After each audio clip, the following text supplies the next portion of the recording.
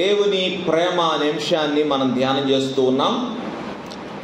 దేవుని ప్రేమను మనకు వ్యక్తపరిచే వచనము, దేవుడు లోకమును ఎంతో ప్రేమించెను కాగా ఆయన తన అద్వితీయ కుమారునిగా పుట్టిన వాని యందు విశ్వాసముంచు ప్రతి వాడును నశింపక నిత్య జీవము పొందునట్లు ఆయనను అనుగ్రహించెను.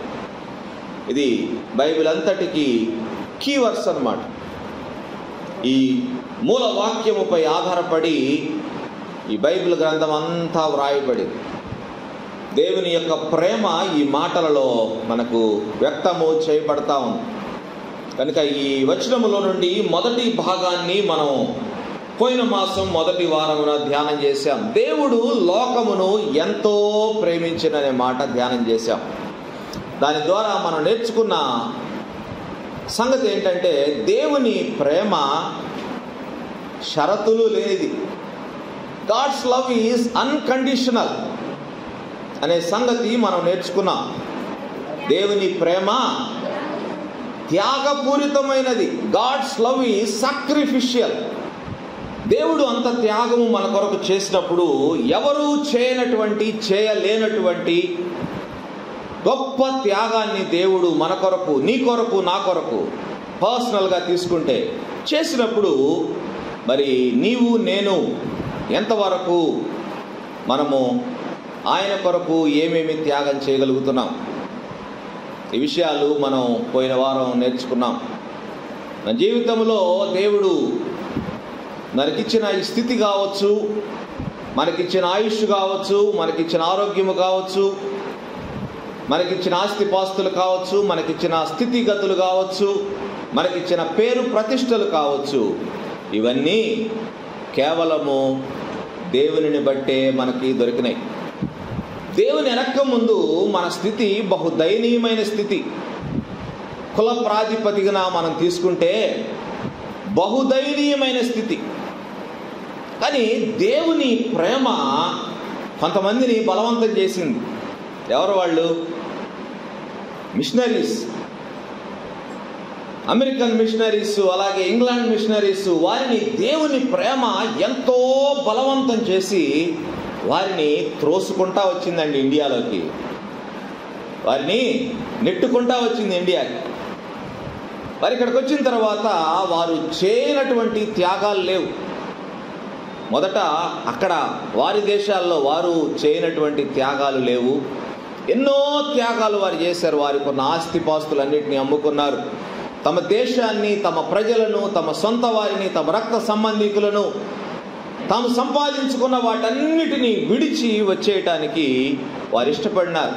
ఎందుకంటే దేవుని ప్రేమను రుచి చూశారు కాబట్టి. దేవుని ప్రేమ, వారు రుచి చూసిన దేవుని ప్రేమ ఎలా ఉంటుందో మనకు రుచి చూపించాలని వారు వచ్చారు కదా. దేవుని ప్రేమను మనకు రుచి చూపించారు. ఆ ప్రేమను ఎరిగిన మనం ఈరోజు దేవుని బిడ్డలముగా ఉండగలిగినాం. ఈరోజు ఆయన బిడ్డలంగా, ఈరోజు ఆయన సన్నిధిలో మనం ఆరాధించగలుగుతున్నామంటే కేవలము వారు మనకు చూపిన ప్రేమను బట్టి. వారు కేవలము మరి ఇక్కడ పరిచర్య మాత్రమే చేయలేదు, దేవుని సేవ మాత్రమే చేయలేదు. మరి ఇంకా ఏమేం చేశారు? హాస్పిటల్స్ కట్టారు మన ఆరోగ్యం నిమిత్తం, స్కూల్స్ కట్టారు, కాలేజెస్ కట్టారు మన చదువుల నిమిత్తం. ఎందుకంటే క్రీస్తును ఎరుగక ముందు మన బ్రతుకు స్కూల్కి పనికిరాం, దేనికి పనికిరాం. దేనికి మనం ఎన్నిక చేయబడం. ఏ విషయంలోనూ మనల్ని వారు లెక్క చేసేవారు కాదు. అటువంటి పరిస్థితుల్లో వారు వచ్చి స్కూల్లో మనకు చదువులు చెప్పించి, కాలేజీల్లో మనకు చదువులు చెప్పించి వారు మనల్ని విద్యావంతులుగా తీర్చిదిద్ది సమాజంలో ఒక స్థితికి మనల్ని తీసుకొని వచ్చారు. ఇతరులతో పోటీ పడే విధంగా మనల్ని తీసుకొని వచ్చారు. ఆ స్థాయికి మనల్ని పెంచారు. మన సామాజిక స్థితి ఉన్నతమైన స్థితికి ఎదిగింది. ఇవన్నిటికీ కారణము ఏంటి? దేవుని ప్రేమ. దేవుని ప్రేమ వారిని బలవంతము చేయుటను బట్టి అనేక త్యాగములు వారు చేసి, ఇక్కడున్న ఒంగోలులో ఎన్ని వేల కోట్ల రూపాయల ఆస్తులు ఉన్నాయండి మనకి. వాటన్నిటినీ వారు మన కోసము కొనిపెట్టారు. మనం ఎంజాయ్ చేయాలని, మన వాటిని ఉపయోగించుకోవాలని, వాటి ద్వారా మేలు పొందాలని, వాటి ద్వారా ఆశీర్వదించబడాలని, వాటన్నిటినీ మన కొరకు వారు కొనిపెట్టారు. అన్ని త్యాగాలు, వారికి ఉన్న డబ్బులన్నీ వీటి కొరకే వెచ్చించినారండి. చాలామంది ఇక్కడే తమ ప్రాణాలను సహితం విడిచిపెట్టినారు. ఎంత గొప్ప త్యాగం అది! గొప్ప పరిచర్య వారు చేసినారు. మనం కూడా ఈ కడవరి దినాల్లో ప్రభు కొరకు ఎన్నో త్యాగములు చేయవలసి రావచ్చు అని పోయిన వారం మీకు జ్ఞాపకం చేశారు. దినాలు బహు చెడ్డవి. ఈ దినాలలో మనం ఎటువంటి త్యాగాలు దేవుని కొరకు చేయవలసి వస్తుందో మనకు తెలియదు, మనం ఊహించలేం. We cannot expect that. కానీ చాలా చేయవలసి వస్తుందని సూచనల బట్టి తెలుస్తాం. ఎన్నో త్యాగములు మనం చేయవలసి రావచ్చు. We have to get ready. సిద్ధముగా ఉండాలి, అన్నిటికీ సిద్ధంగా ఉండాలి. We shall always be ready to sacrifice anything for Christ. దేవుని కొరకు ఏదైనా త్యాగం చేయటానికి మనం సిద్ధంగా. ఆదిమ సంఘము మనకు చూపిన మాదిరిని మనం పోయిన వారము చూసాం. ఎటువంటి మాదిరిని ఆదిమ సంఘము చూపించిందో మనం నేర్చుకున్న అపోస్తల కార్యముల గ్రంథంలో నుండి ఆ మాదిరిని మనం అనుసరించాలి. త్యాగాలనేవి దేవుని కొరకు మాత్రమే కాదు, ఆయన ఆజ్ఞను ఒకసారి మనం జ్ఞాపకం చేసుకుందాం. గమనించండి, మత్తయి సువార్త 22వ అధ్యాయము 37 నుంచి 40 వచనాల్లో దేవుని మాటలు మనం అక్కడ చూడగలం. మత్తయి సువార్త 22వ అధ్యాయము యేసుక్రీస్తు ప్రభువారు మాట్లాడుతూ ఉన్నారు. 37వ వచనం నుంచి గమనించండి.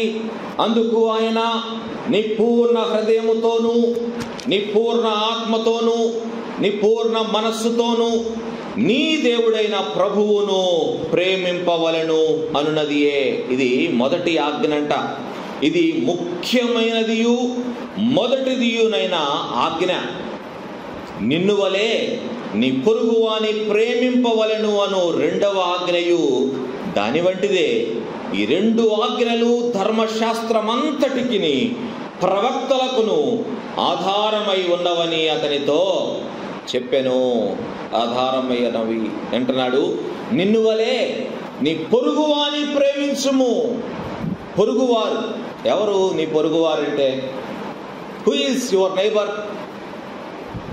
ఎవరు పొరుగువారు? పొరుగువారంటే మన ఇంటి పక్కన ఉండేవాళ్ళ, మన శత్రువులా, మిత్రులా? ఎవరు మన పొరుగువారంటే శారీరకంగా, ఆధ్యాత్మికంగా బీదలైన వారందరూ మన పొరుగువారేనండి. ఆధ్యాత్మికంగాను శారీరకంగాను అందరూ మన పొరుగువారే.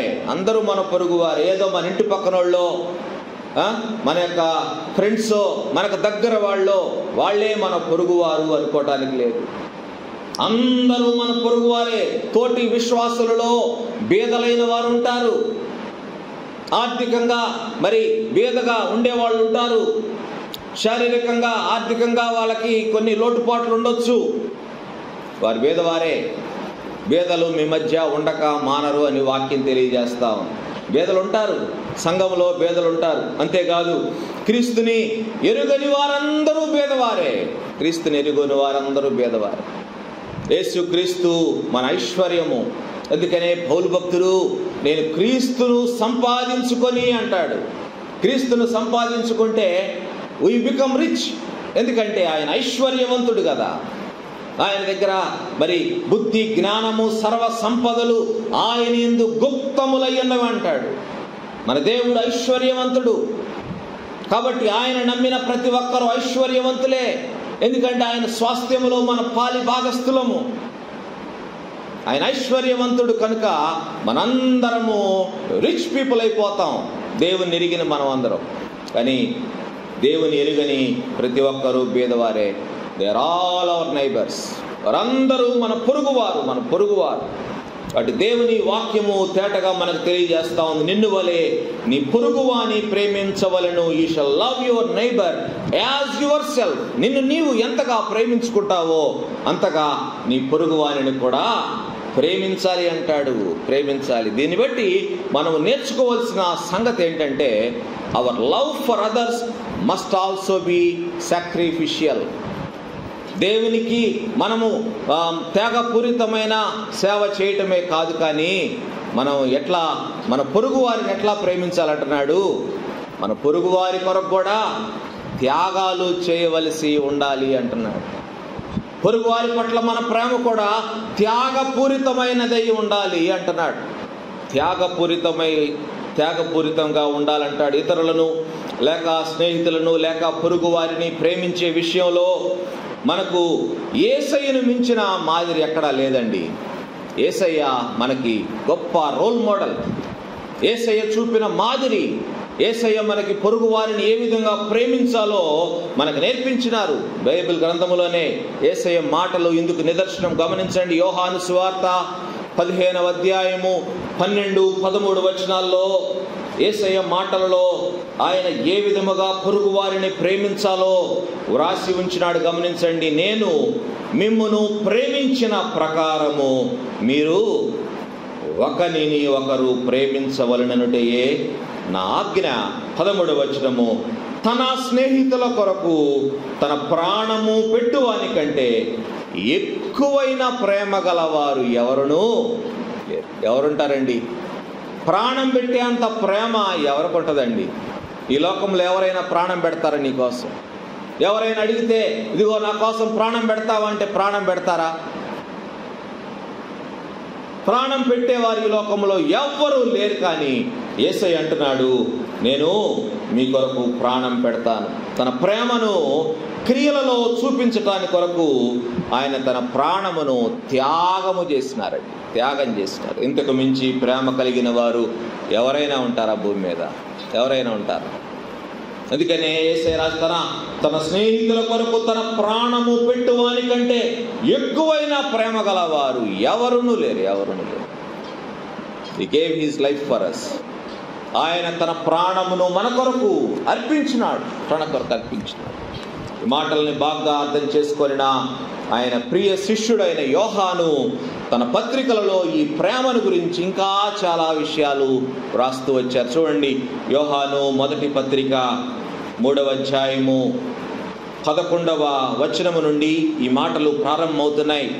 ఇంగ్లీష్ బైబిల్లో దానికి టైటిల్ లవ్ వన్ అనదర్ అని ఇచ్చాడు. లవ్ వన్ అనదర్ ఆ టైటిల్ తోటి ఈ 11వ వచనము నుండి చివరి వరకు 24 వరకు మీరు చదువుకోండి. ఇంటికి వెళ్ళి ప్రేమ గురించి వ్రాయబడిన మాటలు అర్థం చేసుకోవటానికి ప్రయత్నం చేయండి. 11వ వచనంలో వ్రాయబడింది చూడండి. యోహాను భక్తుడు రాశాడు, యేసయ్య ఎక్కువగా ప్రేమించిన శిష్యుడు, యేసయ్యని ఎక్కువగా ప్రేమించిన శిష్యుడు కూడా మరి తన తల్లి బాధ్యత కూడా యోహానికి అప్పగించినాడు కదా.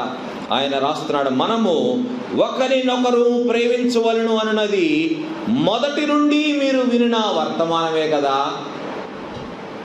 From the beginning you have heard this word. ఈ వర్తమానం మీరు మొదటి నుంచి మీరు విన్నారు. 16వ వచనంలో రాశాడు, ఆయన అంటే యేసుక్రీస్తు మన నిమిత్తము తన ప్రాణము పెట్టెను కనుక దీని వలన ప్రేమ ఎట్టిది అని తెలుసుకొనుచున్నాము. ప్రేమ ఎట్లా ఉంటుందో యేసయ్య రుచి చూపించాడండి మనకి. ప్రేమ ఎట్లా ఉంటుందో తన ప్రాణాన్ని పెట్టుట ద్వారా యేసయ్య మనకు రుచి చూపించినాడు. అందుకే రాస్తున్నాడు, ప్రేమ ఎట్లా ఉంటుందో మనం తెలుసుకున్నాము. యేసయ్య మన నిమిత్తము ప్రాణము పెట్టారు కనుక. తర్వాత వచ్చిన మేము రాశాడు తర్వాతి మాట, మనము కూడా నేను అని రాసుకోండి. అక్కడ నేను అని రాసుకోండి. నేను కూడా నా సహోదరుల నిమిత్తము నా ప్రాణమును పెట్ట బద్ధురాలనై ఉన్నాను అని చదువుకోండి. మనము దేవుడు మనల్నంతగా ప్రేమించినప్పుడు, ప్రాణము పెట్టేంతగా మనల్ని ప్రేమించినప్పుడు, మనము కూడా మన సహోదరుల నిమిత్తము మన ప్రాణములను పెట్ట బద్ధులమై ఉన్నాము అంటున్నాడు. 18వ వచనం రాశాడు, చిన్న పిల్లలారా మాటతోనూ నాలుకతోనూ కాక క్రియతోనూ సత్యముతోనూ ప్రేమిద్దాం అంటున్నాడు. మాటతో నాలుకతో కాక క్రియతో సత్యముతో ప్రేమిద్దాం. మాటలు చెప్పడం చాలా సులభం అండి. మాటలు చాలా చెప్పేయచ్చు, వాగ్దానాలు ఎన్నో చేసేయచ్చు, కానీ వాటిని ఆచరణలో పెట్టడము చాలా చాలా చాలా కష్టము, చాలా కష్టము. చేతలు క్రియలు చాలా కష్టం. సులభం అనుకుంటాం, మాటలు చెప్పేసి చేయొచ్చులే అనుకుంటాం, కానీ చాలాసార్లు వాటిని చేయటము చాలా కష్టం అనిపిస్తుంది. కొన్నిసార్లు మనం డబ్బులు ఖర్చు పెట్టాల్సి వస్తుంది, కొన్నిసార్లు మన సమయాన్ని వెచ్చించాల్సి వస్తుంది, కొన్నిసార్లు మన బ్రెయిన్ని వాడాల్సి వస్తుంది, కొన్నిసార్లు మనం ఎన్నో దూర ప్రయాణాలు చేయవలసి వస్తుంది. ఒక వ్యక్తి కొరకు ఎంతో దూరము మనం వెళ్ళవలసి రావచ్చు. యేసయ్య ఈ విషయంలో కూడా మనకు మాదిరండి. యేసయ్య ఒక వ్యక్తి కోసం చాలా ప్రార్థన చేసి ఒక రాత్రంతా ప్రార్థన చేసి, మళ్ళీ రాత్రంతా ప్రయాణం చేసి, ఆ రాత్రిలోనే ప్రయాణం చేసి అద్దరికి వెళ్ళి అక్కడ ఒక వ్యక్తిని బాగు చేసినాడండి. ఏ వ్యక్తి? సేనా దయ్యము పట్టిన వ్యక్తి, భయంకరమైన స్థితిలో ఉన్నాడు ఆ వ్యక్తి. ఆ ఒక్క వ్యక్తి కోసము యేసయ్య ఎంత టైం స్పెండ్ చేశారో మీరు బైబిల్ చదవండి జాగ్రత్తగా. యేసయ్య ఆయన కొరకు ప్రార్థన చేసినారు, యేసయ్య ఆయన కొరకు ప్రయాణం చేసినారు, యేసయ్య ఆయన బాగు చేశాడు. మనం కూడా కొన్నిసార్లు మన వారి కోసం, మన ప్రియుల కోసం, వారిని సంపాదించుకోవటం కోసం, వారిని రక్షించటం కోసం త్యాగాలు చేయవలసి రావచ్చు.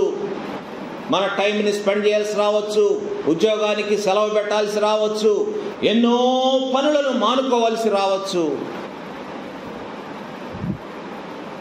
యేసయ్య మనకు సెలవిస్తా ఉన్నాడు.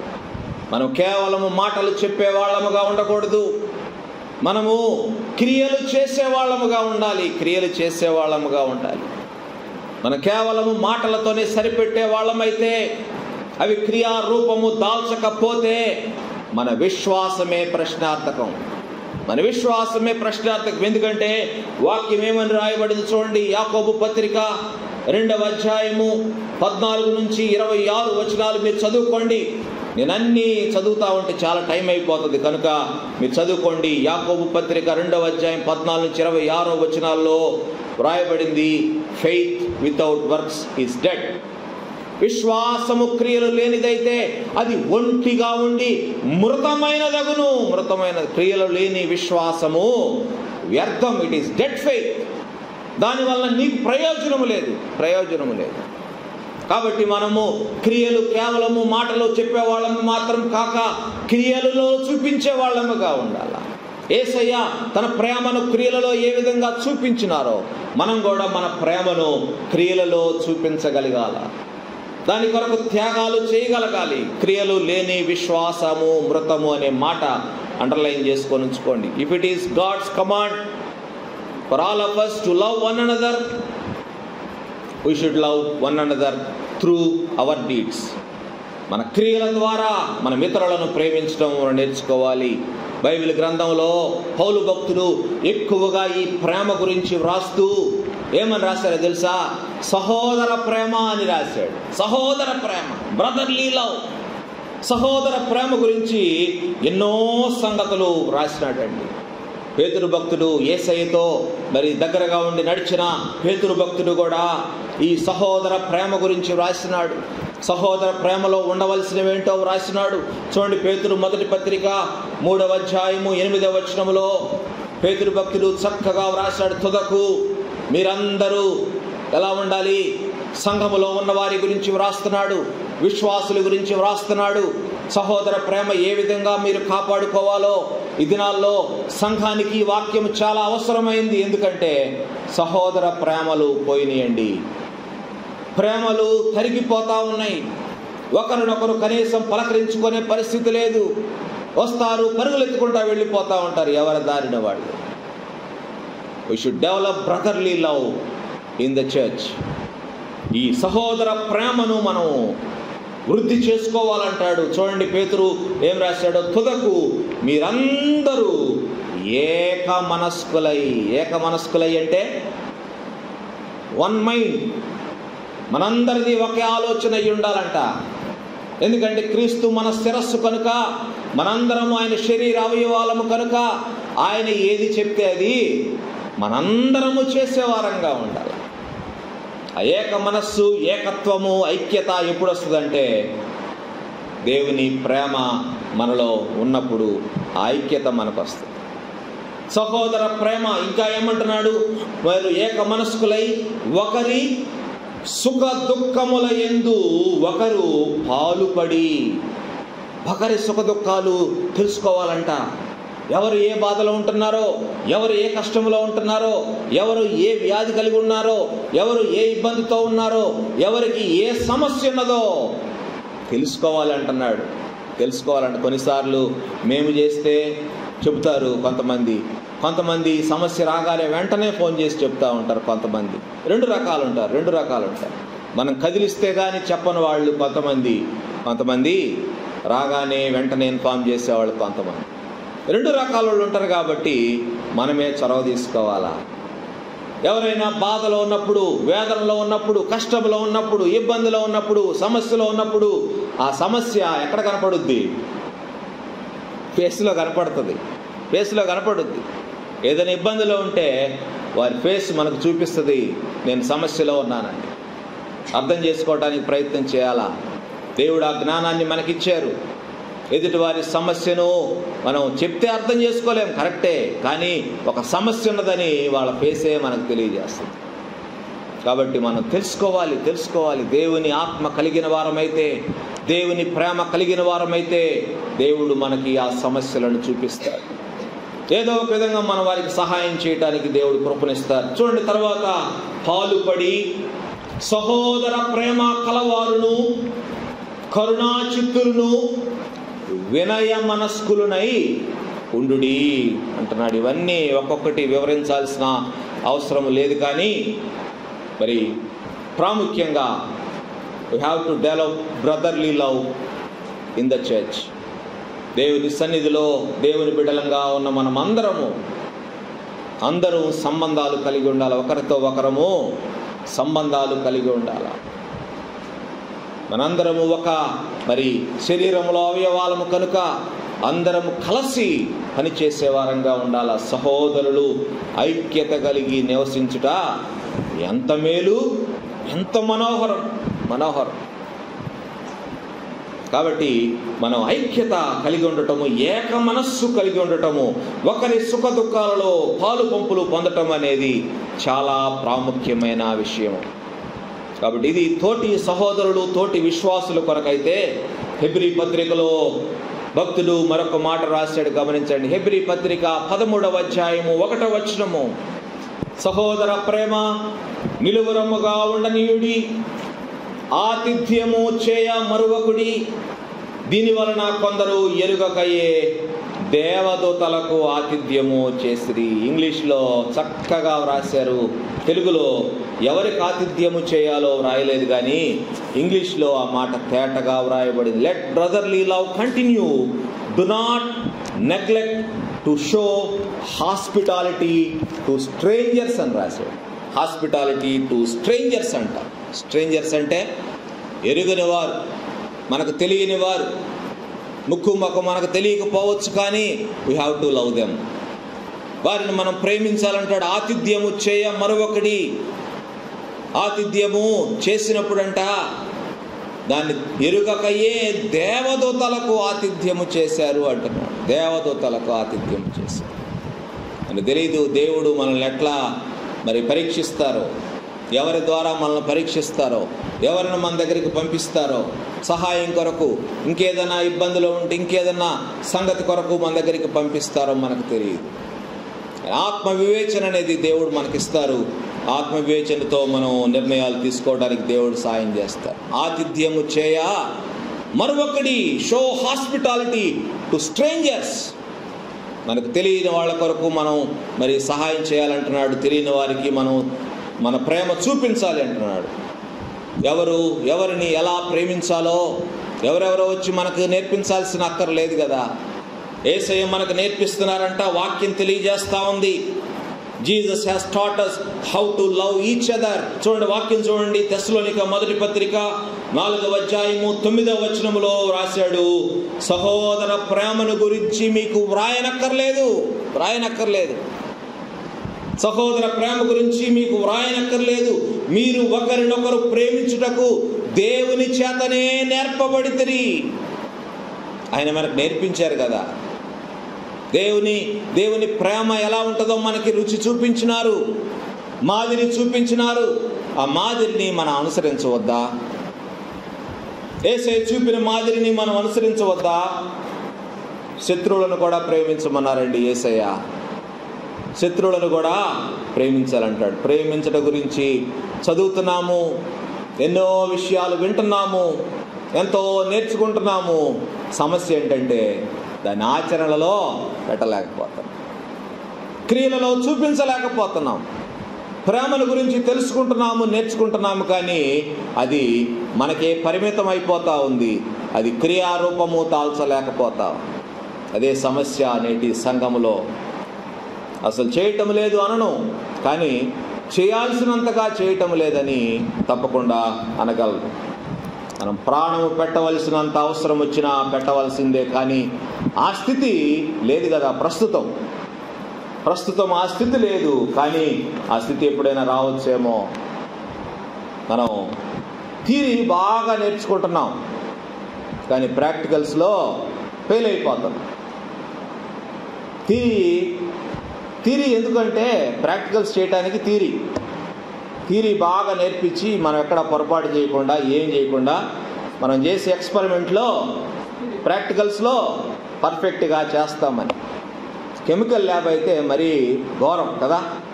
ఏదైనా ఒకటి పొరపాటు వస్తే బ్లాస్ట్లో కూడా జరుగుతుంది.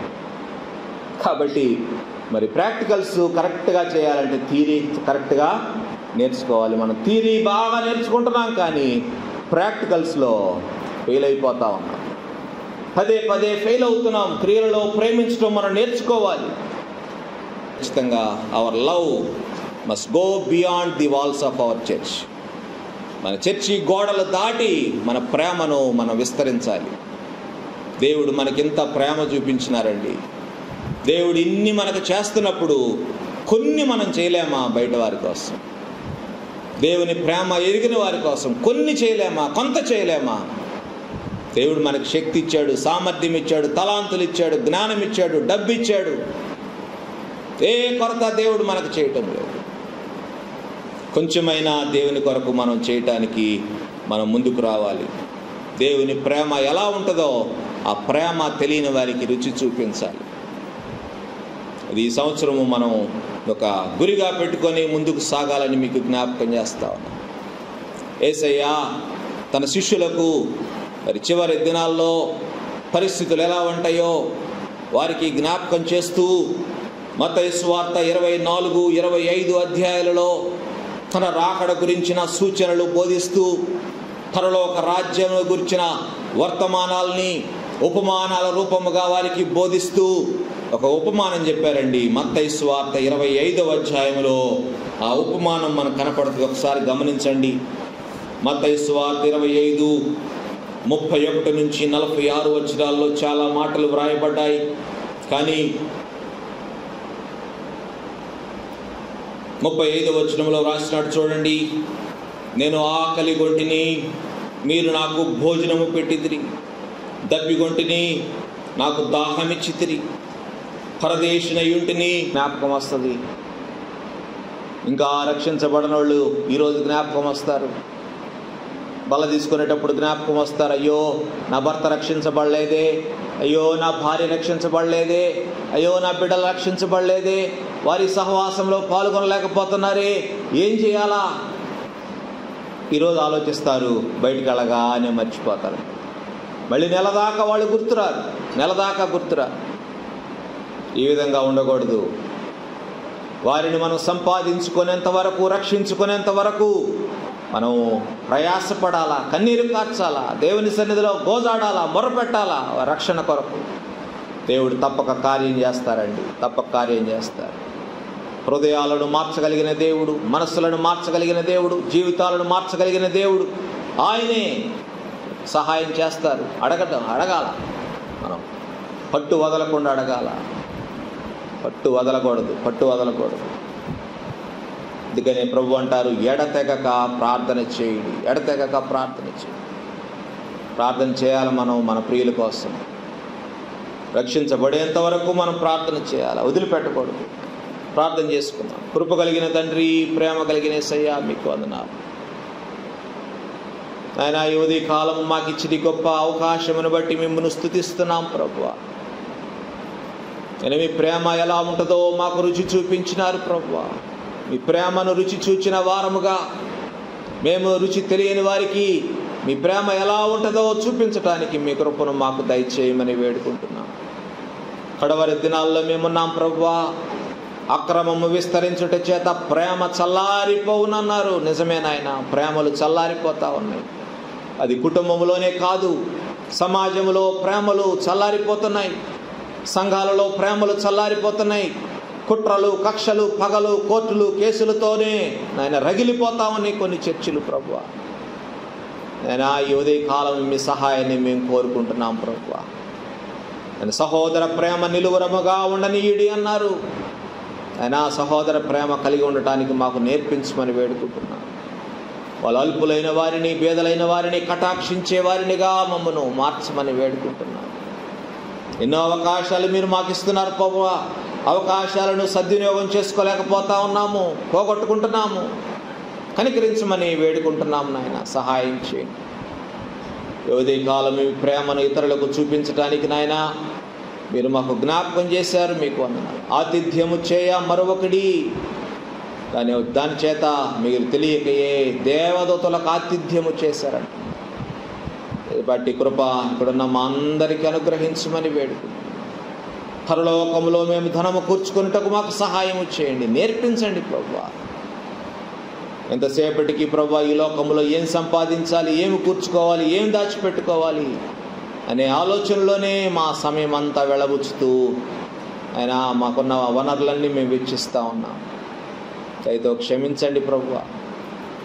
ఆయన పరలోకంలో ధనము కూర్చుకోవటానికి కావలసిన మెండైన జ్ఞానము మాకు దయచేయమని, ఉదయకాల దీవెనలతో ఇక్కడున్న ప్రతి ఒక్కరిని దీవించమని, ఇంకా తమ జీవితాలను మీకు సమర్పించని వారు ఎవరైనా ఉన్నట్లయితే సమర్పించుటకు మీ కృపను ప్రసాదించమని, అన్ని విషయముల్లో నాయన మేము మిమ్మల్ని మాదిరిగా ఉంచుకొని ముందుకు సాగిపోవటానికి మీ కృప దయచేయమని యేసయ్య అతి పరిశుద్ధ నామములో విన్నపములు అడిగి మిక్కిలి వినయంగా సమర్పించుకుంటున్నాము తండ్రి.